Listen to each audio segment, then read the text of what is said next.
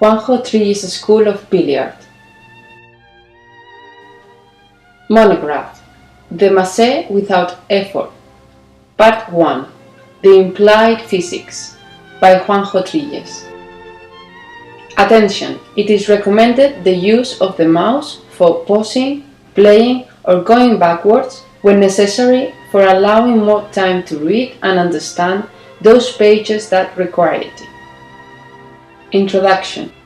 Among the 6 types of essential cue shots used in the artistic billiard, the masse shot is the most difficult to master, but is the only one that allows a transmission to the ball of the complex drive that compels it to describe those seemingly impossible trajectories. And contrary to what may be thought, the most effective masse shot is executed without effort, in a relaxed and elegant way.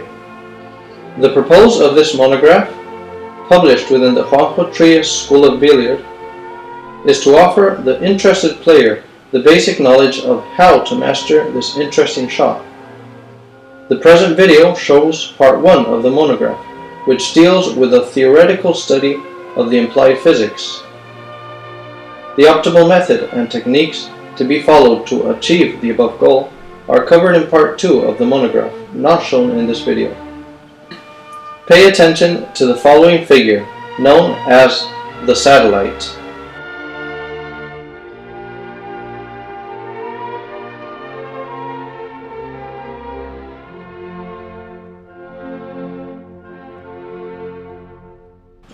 You may have observed that the player did not show any effort when executing this shot that requires high energy. He played it relaxed and loose. Chapter 1. The Transferred Energy. Kinetic Energy. The kinetic energy received by the ball during the impact with the cue equals the one developed by the player with his movement, except a small amount that is converted into heat due to the friction, and another part that is absorbed by the elastic deformations of the ball and cue during the impact.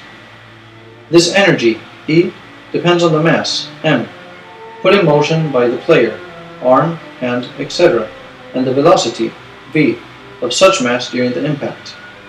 The formula is E equal to a half of M multiplied by V squared, which means energy equal to half of mass multiplied by velocity squared. The importance of velocity. Velocity V is the most influential component of kinetic energy, E, because it intervenes with its square. As an example, if mass M doubles, the energy E also doubles. But if velocity V doubles, the energy will be fourfold.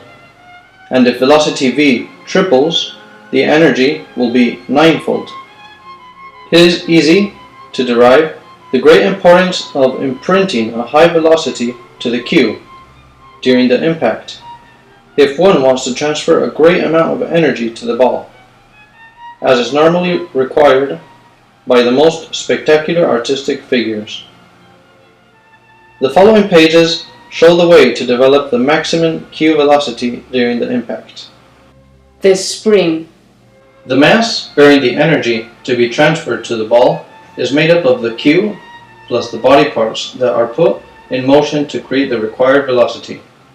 These body parts may be back, shoulder, arm, forearm, and hand, and here they receive the global name of the spring. The movement of the spring starts from the initial rest position until the maximum velocity is reached at impact.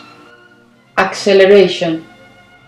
The spring moves thanks to the strength developed by the intervening muscles. The applied strength during the time lapse between the initial resting position and the moment of the impact makes the spring velocity increase from zero value up to its maximum. The magnitude that measures the velocity increase is called acceleration.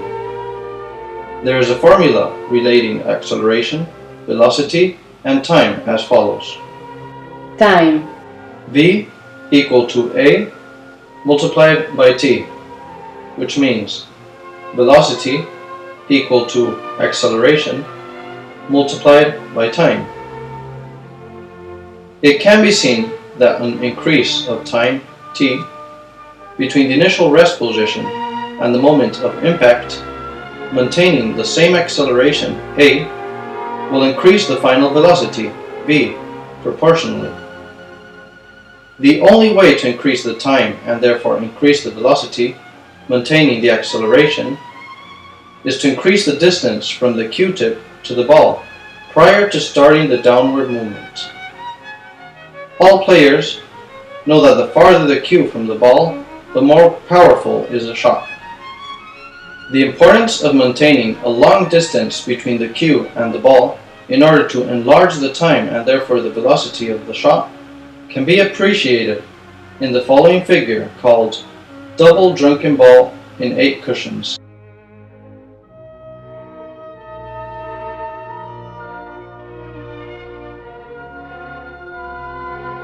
Probably you have observed the very high spin acquired by the ball that has compelled it to come back to the corner 3 times and hit 8 cushions before reaching the red ball. This is the result of the long distance between the cue and the ball, aside from, naturally, a correct and stress-free execution.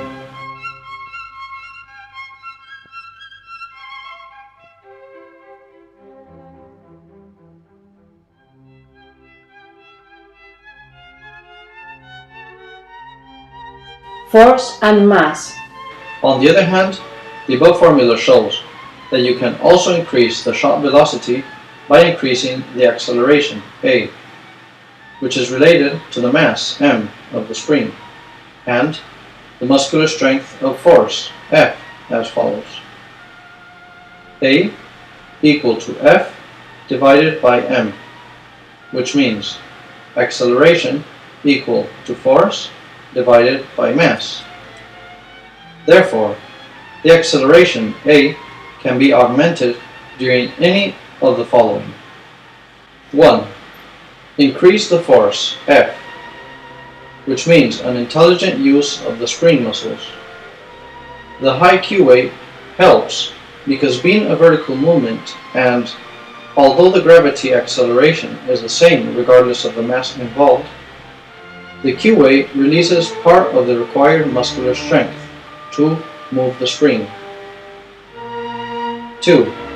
Decrease the mass, M, of the spring. This is achieved minimizing the body parts in motion. The method proposed by the Juanjo Trias School of Billiard combines both factors, minimizing the mass involved and maximizing the muscular strength and hence the force. This combination attains maximum acceleration, which in turn develops maximum velocity and hence maximum energy to be applied to the ball. Note, the mass cannot be too small because the energy depends also on the mass in motion. The following figures, one of short trajectory, the signature, and another of long trajectory, big renversé with narrow passage, require great energy and therefore the implementation of great force, which has been attained, however, with minimum mass, only forearm and hand. The attack is made by the player without any stress in spite of the strength involved.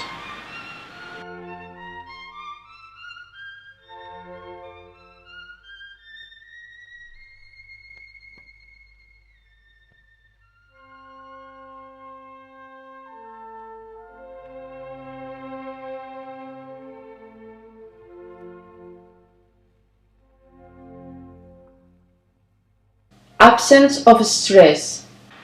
In the perfect massé shot, the player shows no tension, either during the preparation or during the shot execution. The energy emerges from the muscular action and travels all the way without effort, so that it seems that the player, when hitting the ball, just sends a clean message, and the ball, obedient, reacts as if it were a living creature, extracting its own energy from inside in order to perform the complex expected trajectory. Chapter 2. Spring components. Spring components. The possible components of the spring are hand, forearm, arm, other parts. Of these, only hand and forearm must necessarily be in the spring, since both are needed for moving the cue. On the contrary, although it is common practice among the artistic billiard players to include the arm and even the shoulder in the spring, this is not necessary and prevents the elegance of the movement in the massé shot. The cue grips. The cue can be seized by the hand in multiple manners as follows. Transversal grip A. The hand is maintained transversal to the cue, held by the index and the thumb fingers. While the hand rotates around the wrist, the fingers holding the cue slide along it. This grip allows the maximum rotation and therefore it is the preferred one.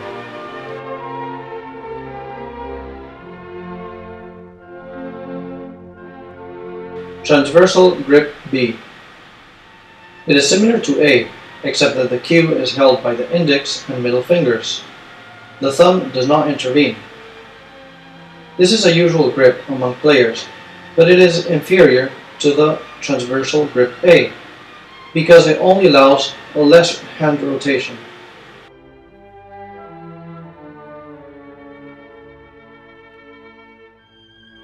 Longitudinal grip A. The hand's palm stands longitudinally parallel to the cue that is held by the hand with the thumb up. It only allows a very limited rotation of the hand, and therefore it is not recommended.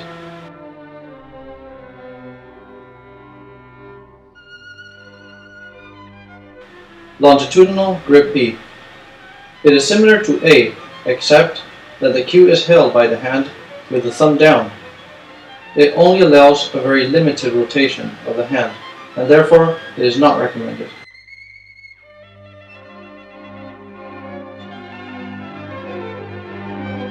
The rotations. The movement of the spring is essentially based on forearm and hand rotations, as defined below. Forearm rotations. They are two. 1. Rotation by biceps. 2. Rotation by shoulder. 1. Rotation by biceps. The forearm closes and opens over the arm, rotating around the elbow thanks to the action of the biceps and triceps muscles, both dwelling in the arm. The arm remains still, without displacement or rotation. The rotation by biceps is the one that develops the maximum strength, because it implies the use of the powerful biceps muscle. This also removes the stress, allowing for a relaxed shot. 2. Rotation by shoulder. The forearm maintains its angle with the arm. The forearm rotation is not produced by the elbow. Its origin is the arm rotation around its own axis as a result of muscles located in the shoulder. Its strength is less than the one of the rotation by biceps, and also the intervention of the shoulder produces tension and prevents flexibility. Hand rotations. 1. Transversal rotation. The arm rotates around the wrist, perpendicular to the same plane as the forearm. It allows a high rotation, and it is only possible with the transversal grips. 2. Longitudinal rotation. The arm rotates around the wrist in the same plane as the forearm. Its rotation is small. It is only possible with longitudinal grips. Chapter 3. Spring types. The alpha spring. The different spring types depend on the grips and rotations of forearm and hand, as explained below. 1. Alpha spring. Forearm with rotation by biceps and hand with transversal rotation. The arm and other parts of the body remain still. It requires a transversal grip. A visual demonstration follows. Alpha spring with transversal grip A.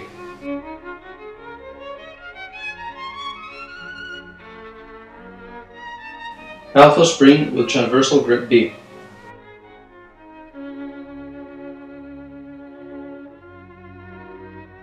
Two, Alpha L spring, equal to the previous one except that the grip and the hand rotation are both longitudinal instead of transversal. A visual demonstration follows.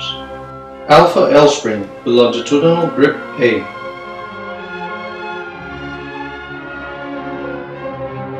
Alpha L spring with longitudinal grip B.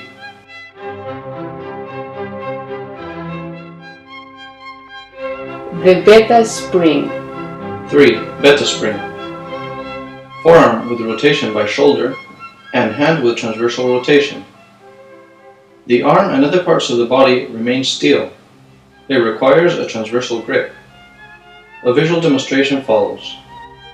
Beta spring with transversal grip A.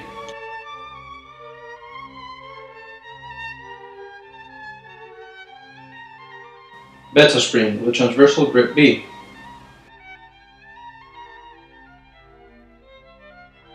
Four, Beta L spring, equal to the previous one except that the grip and the hand rotation are both longitudinal instead of transversal. A visual demonstration follows. Beta L spring with longitudinal grip A. Beta L spring with longitudinal grip B. The gamma and delta springs. 5. Gamma springs are those adding arm moments to the alpha springs.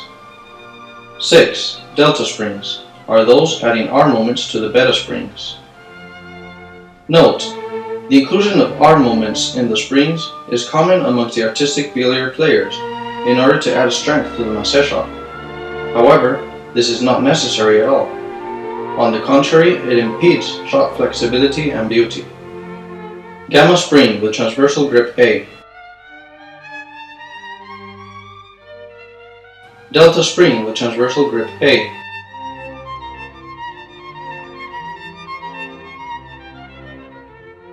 Chapter 4. Importance of hand rotation. Calculation with example.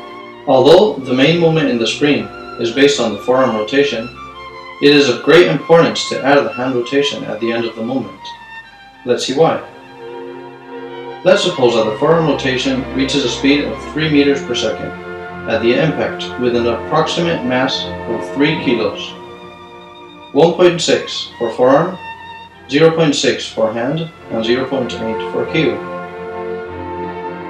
The energy produced according to the formula E equal to a half of m multiplied by v squared will be E equal to half multiplied by 3 multiplied by 3 squared equal to 13.5. If now we add the hand rotation, we can get approximately an additional speed of 3 meters per second for the hand plus q with a total mass of 0.6 plus 0.8 equals 1.4 kilos. This means that within the total mass in motion, that includes string plus q, the forearm speed at the point of the wrist will be 3 meters per second, with a moving mass of 1.6 kilos, whereas the hand and q will reach a speed of 6 meters per second, with a moving mass of 1.4 kilos.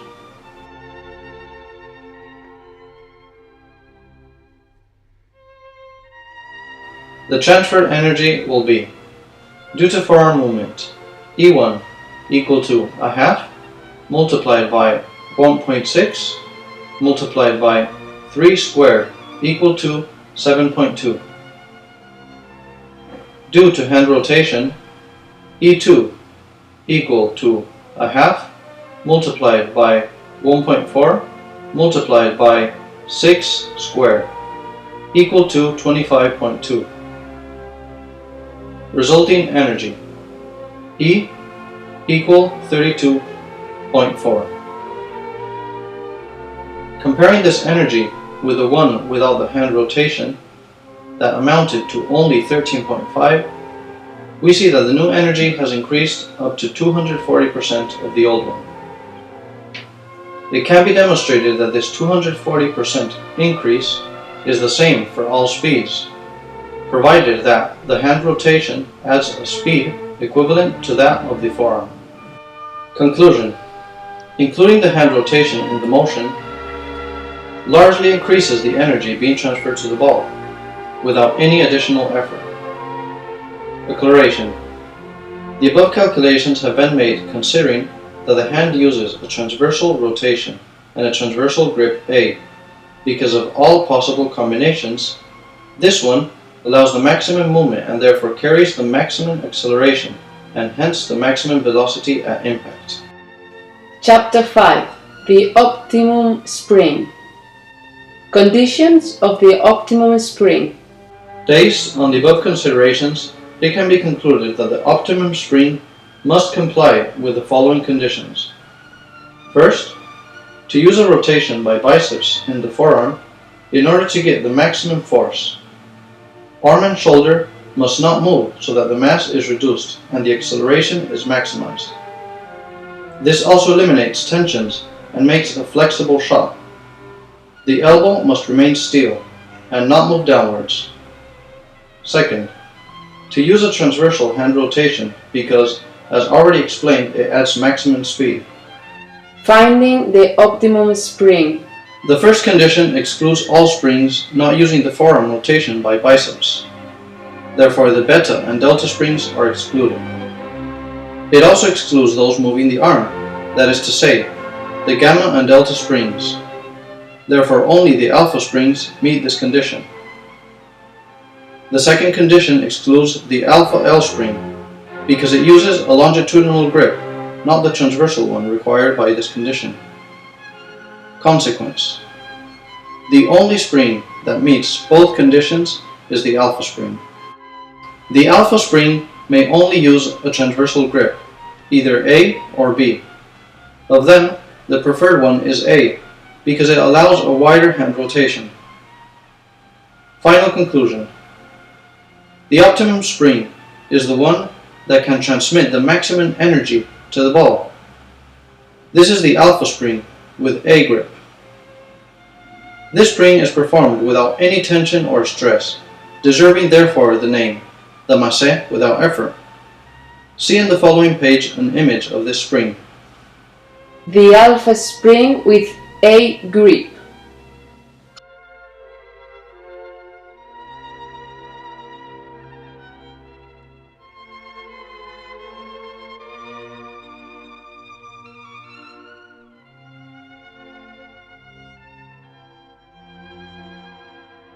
The alpha spring is not widely used. Many great artistic billiard players do not use the alpha spring. Often the alpha L, beta, beta L, and even the gamma and delta ones are used as a consequence of the initial comfort when starting the use of this shot, and the lack of a teacher with sound knowledge of the implied physics outlined here. Unfortunately, the alpha spring requires a non-intuitive body posture and muscular movements that need a careful process of learning in order to control the intervening muscles and nerves, and above all, a state of mind capable of overcoming postural biases and previous blocking tendencies. The alpha spring excels over the rest.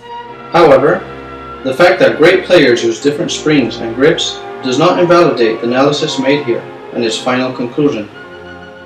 The alpha spring offers, without doubt, better possibilities than the rest. Any player presently using a different spring who decides to learn and try the alpha will quickly see with amazement that the power of his shots improves notably and it becomes loose and elegant. And since this spring is performed without effort, the player will be able to exercise hundreds of shots in a row without experiencing fatigue. Practical exhibition of the alpha spring. In the following page, you will see the execution of a high-grade figure called the prodigal son, using correctly the alpha spring with transversal grip A.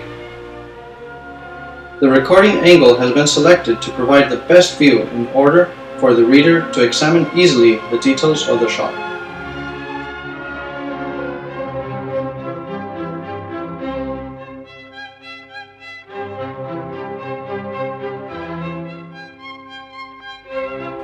You will notice in the next repetition that only the forearm and the hand intervene in the movement.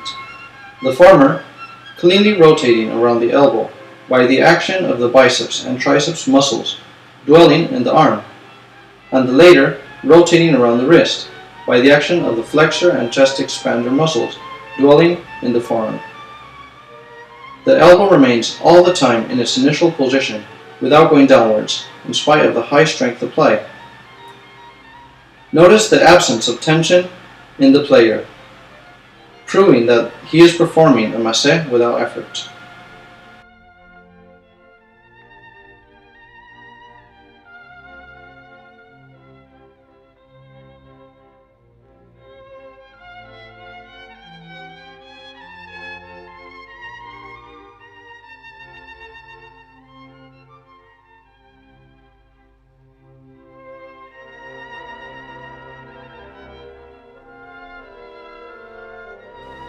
Chapter 6. The ball behavior. Components of the ball movement. I have explained, so far, the details of the spring and the energy produced when transmitted to the ball. But how does the ball behave when receiving such energy? Let's see it. The ball movement must be broken down into parts.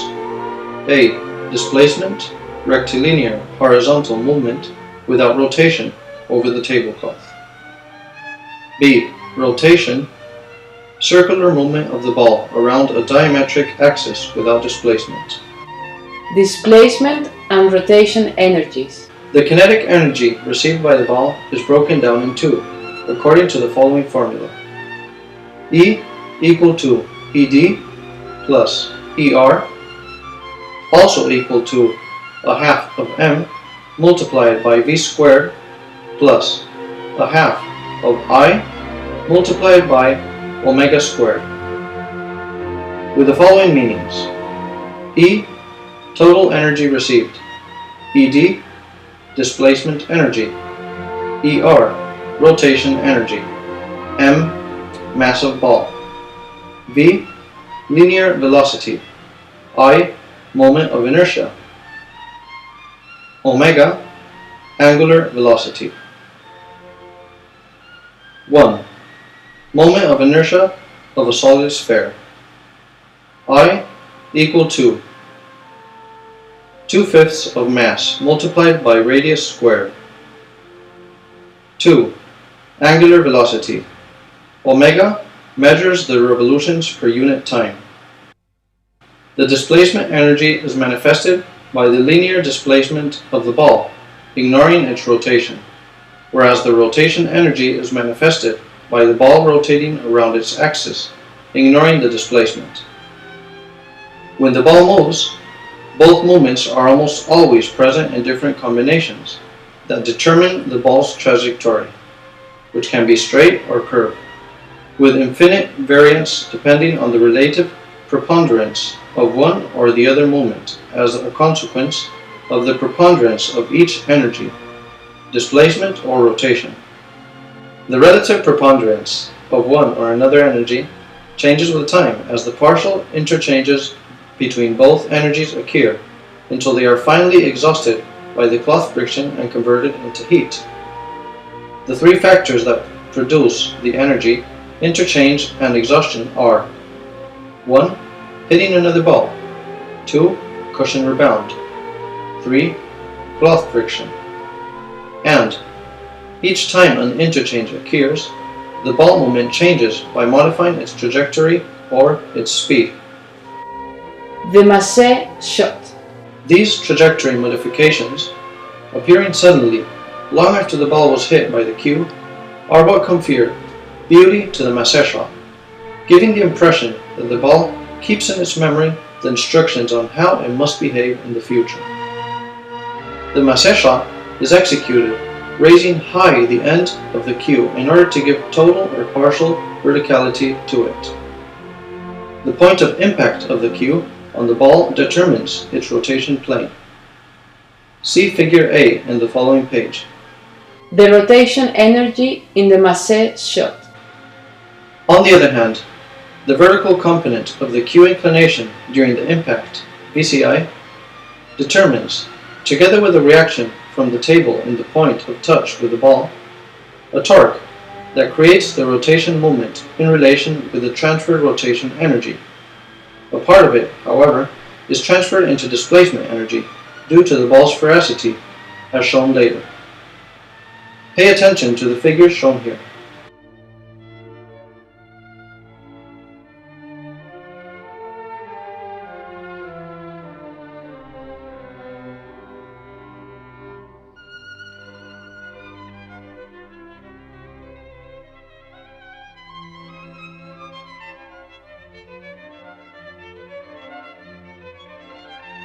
The rotation energy in the Massey shot.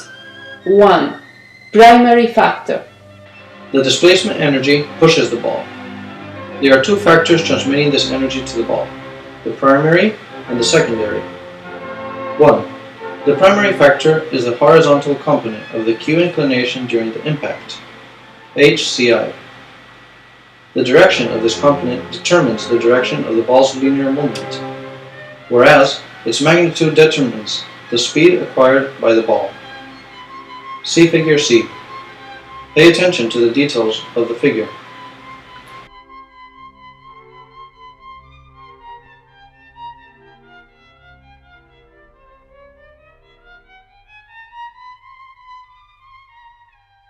Two. Secondary factor. 2.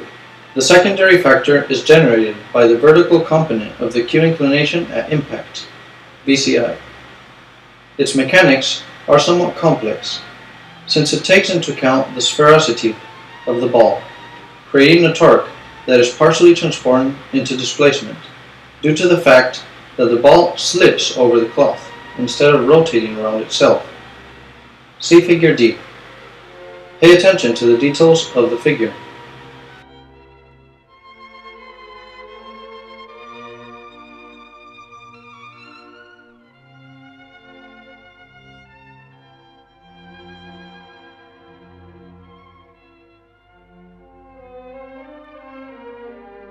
Conclusion.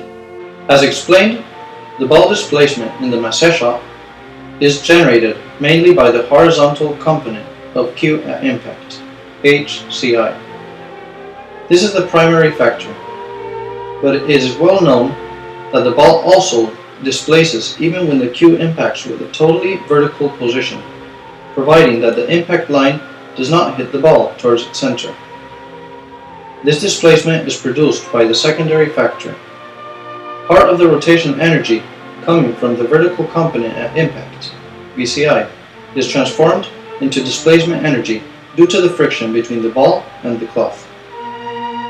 The following figure, called the dancing ball, has been executed with a practically vertical Q, so that the ball displacement is a result of the secondary factor that converts rotation energy into displacement energy. Also, the interchanges between both energies in both ways are responsible for the repeated cushion rebounds and returns of the ball.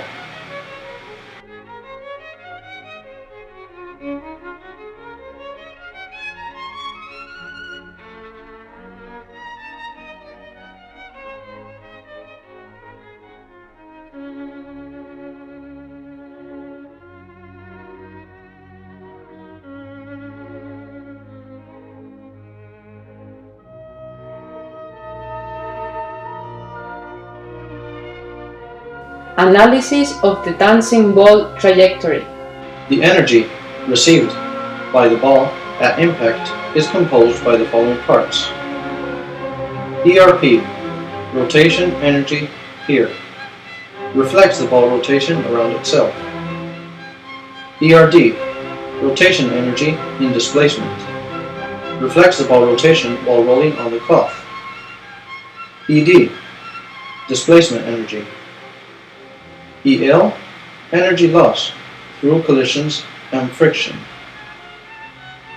The relative values of the above energies change along the trajectory of the ball, as shown in the following table. The trajectory of the dancing ball may be broken down in 9 parts, as seen in the below table. The qualitative values and changes of the energies are shown. Take your time to examine the contents of this table.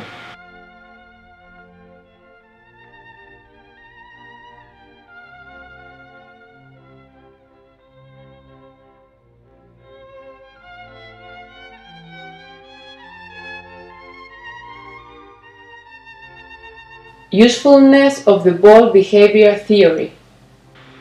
It is not possible to establish mathematical equations to define with precision the whole movement of the ball as a result of the inner energy transformations occurring during the ball's trajectory. The only practical way to predict such a trajectory is through experience and observation. However, the theoretical knowledge expressed here may provide an invaluable help to accelerate the learning process by allowing the student to understand a posteriori the observed ball's behavior. This is the reason why it has been included in this monograph. Chapter 7. Final comments. Alpha spring, the preferred one. In this video of limited length, I have presented the physical laws governing the preparation and transmission of the kinetic energy by means of the spring and the masseur shot. Also, the ball movement with the displacement and rotation energies and their mutual transformations has been briefly treated. The final conclusion is that the alpha spring exceeds the rest in transmitting the maximum energy, and also it is executed without tension, that is to say, without effort. Other aspects of the execution. Nothing has been said here about other important aspects of the masseur shot, like the determination for a given figure of the exact point of impact on the ball, the appropriate cue inclination, or the amount of strength to apply, etc. This, however, does not diminish the value of the information provided in this video, since it may be of great help for those interested in knowing the applied physics and the way to acquire and master the alpha spring for masseur shots. Farewell. My desire and hope is to have been able to offer an understandable approach to the intervening elements in the masseur shot, and to explain the reasons behind the conclusion that the spring that I have named here alpha is the one that provides the maximum power and the one that justifies, due to its naturalness and lack of tension, the title of this monograph, The Masseur Without Effort. Till next time.